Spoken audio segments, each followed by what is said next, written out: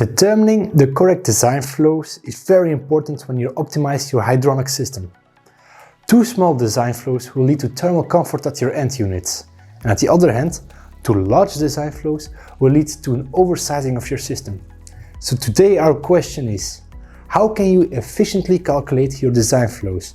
How can you efficiently calculate your design power, your design flow rate, and your temperature regime here at your energy center? To this end, you will start from your end units. Once you have defined your design power and your temperature regime, you can use the heat transfer equation to change this design power towards a design flow rate. But of course, this is not everything, because once you have defined this, you go further upstream.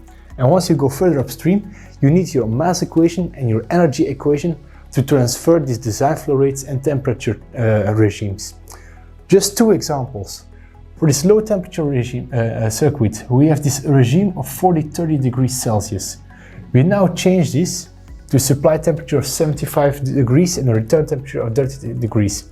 This means that delta T is now going to be 45 degrees.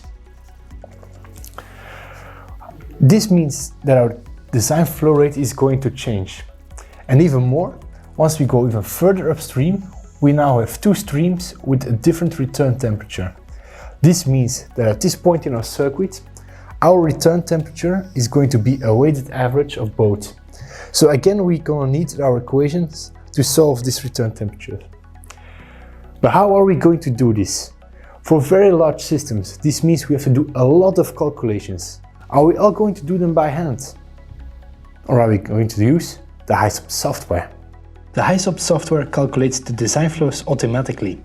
With just one click, the Hysopt software calculates the design power, the flow rate, and the temperature regime in every node of the system by solving the heat transfer equation, the mass equation, and the energy equation.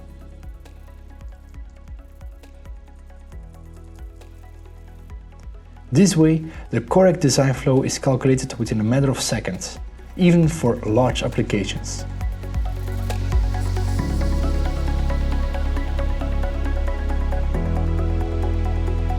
Let's take a more detailed look at our example. Note that for the low temperature circuit, the design flow rate decreased as our temperature regime changed. In our energy center, the return temperature now has become a weighted average of the actual return temperature coming from both end units. In reality, we often see that this return temperature is not calculated at all, but rather that the highest return temperature is copied.